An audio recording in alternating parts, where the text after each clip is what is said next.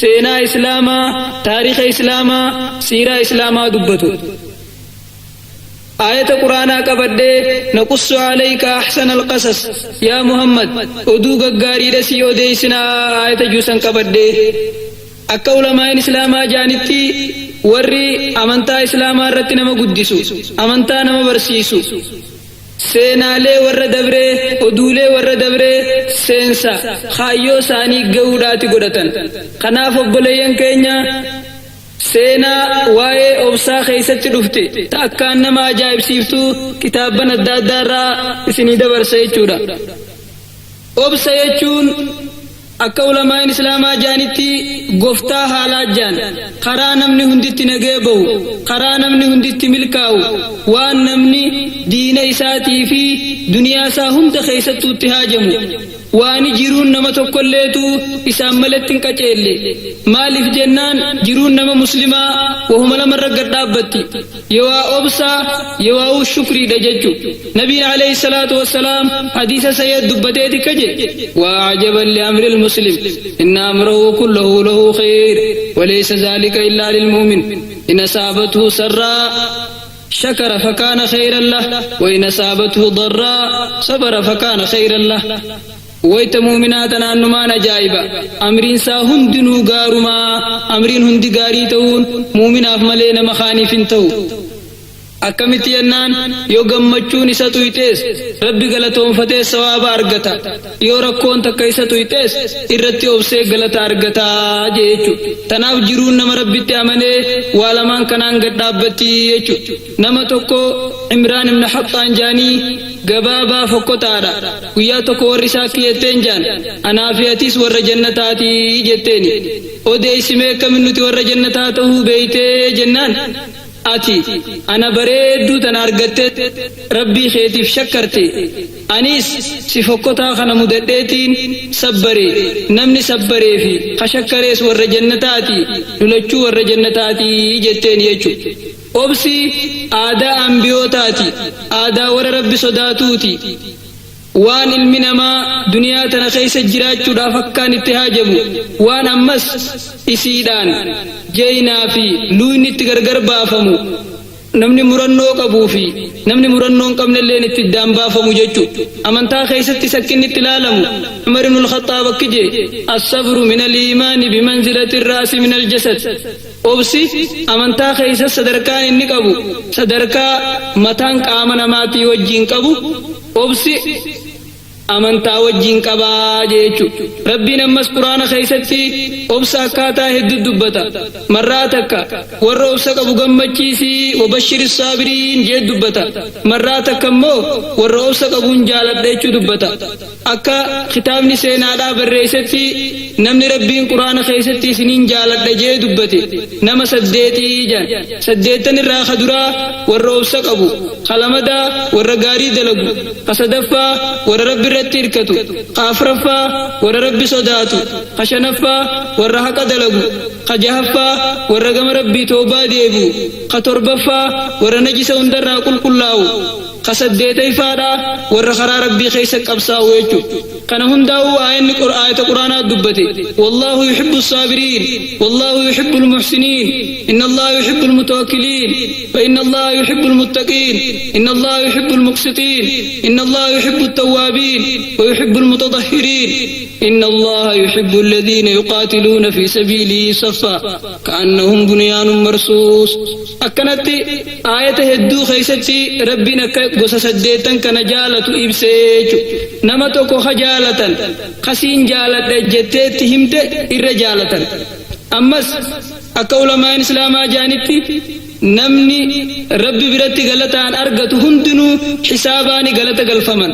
700 ta'uu 10 ta'uu achi ol ta'uu hisaabaan galata galfaman obsa malee obsammoo hisaabaan malee galata galfaman jechuudha rabbiin quraanatti hoggaa dubbatu kana jaa innamaa yuwaffa as-saabiruuna ajrahum bighayri hisaab warri lakkoo isaan maletti hisaabaan maletti galata argatu warra obsa qabu tanaaf rabbiin soomana ifitti hirkisee hojiin ilma namaa hundinuu tasa obsaati soomana malee soomana immoo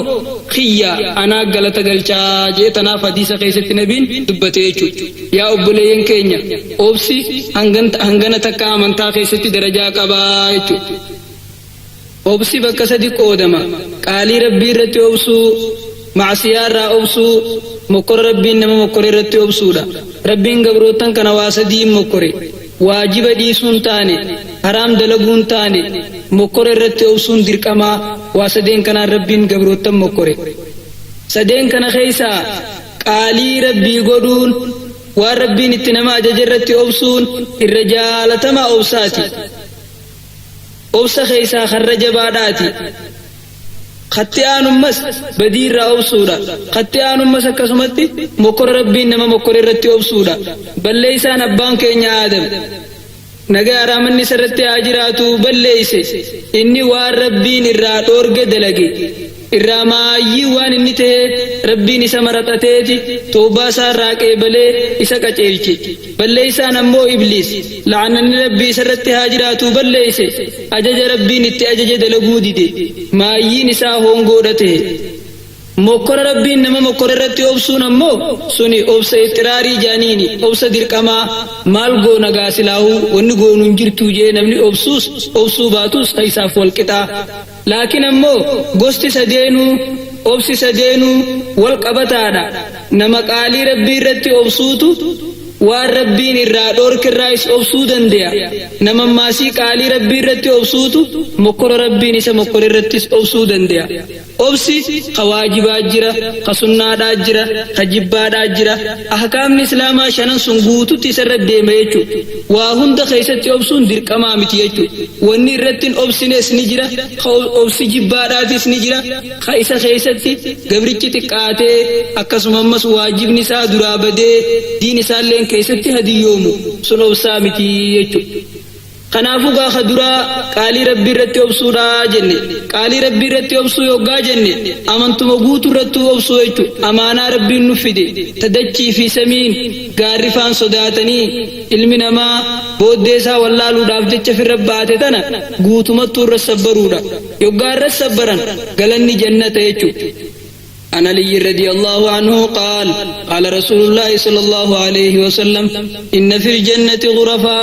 ترى ظهورها من بطونها وبطونها من ظهورها. فقام أعرابي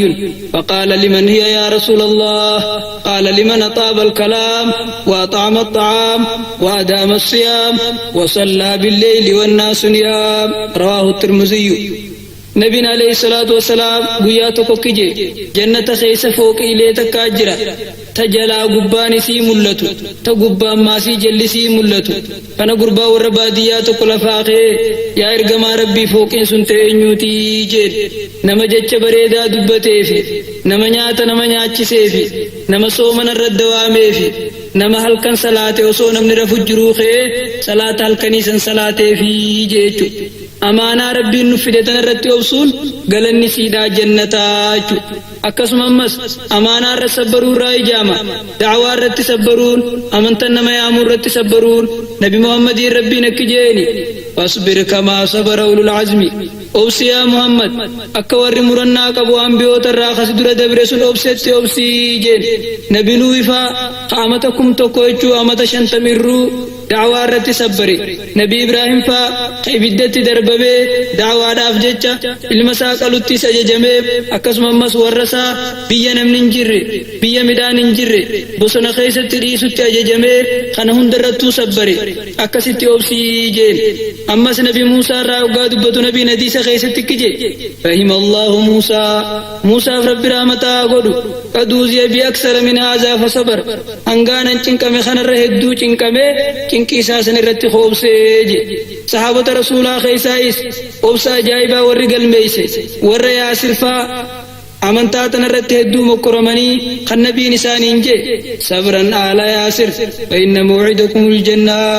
Obsaa yaa warra Yaasir bakkitti wal agarru baallamni keessan jannataa ta'uu jeen jechuudha. Akkasuma ammas hadiisatti nabiin hoggaa dubbatu المؤمن الذي يخالط الناس ويصبر على أذاهم خير من المسلم الذي لا يخالط الناس ولا يصبر على أذاهم. muuminni kanama wajji waliin laaqqatee rakkoo namarraa isa raggee irratti obsuutu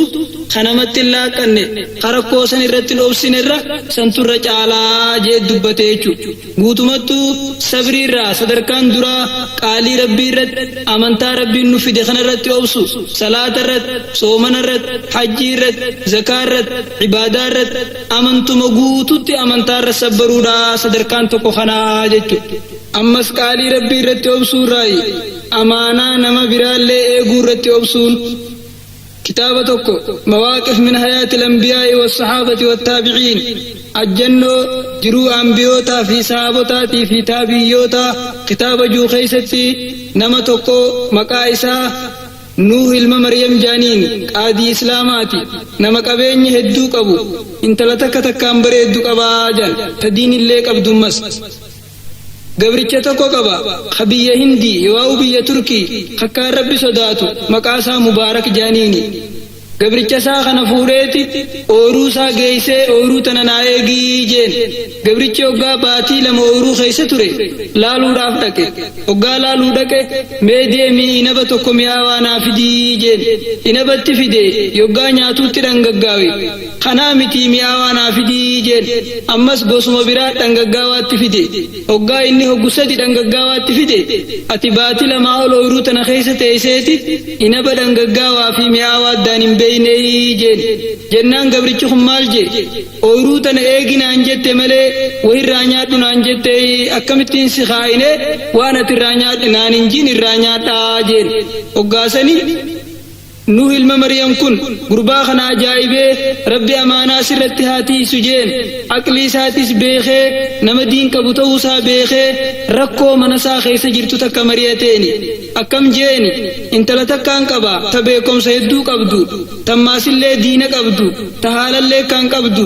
qabaataan biyya tanaa yoo daanyaan biyya tanaa namuu ilmaan isaaniitiif dhufataniitiin kennuu dideefi mee intala tiyya san namaan kennuuf naa himii jeensitti mari'adha jennaan ikki jeen amantaan duratti jaahiliyyaan intala hoggaa namaa kennan abbaa laalanii kennan aslii isaa hundee isaa shanyii isaa laalanii yahudaa nasaaraan ammoo bareedummina laalti zamana keenya kana keessatti qabeenya laalan zamana rasuulaa keessatti immoo diin qabaachuu fi sodaa rabbii qabaachuu laalanii afran kanarraa hafeete maratadhu kaayii jeen jennaan qaadichi maal jeen akkas taatu annama diinii fi sodaa rabbii qabu siin arge nama amaanaallee qabu siin arge an intalatiyya si malee nama biraatiin kennuu siin maratadhee jeen jennaan gabrichi maal jeen rifatee yaa sayyida kiyya horii keetiin na bitatteeti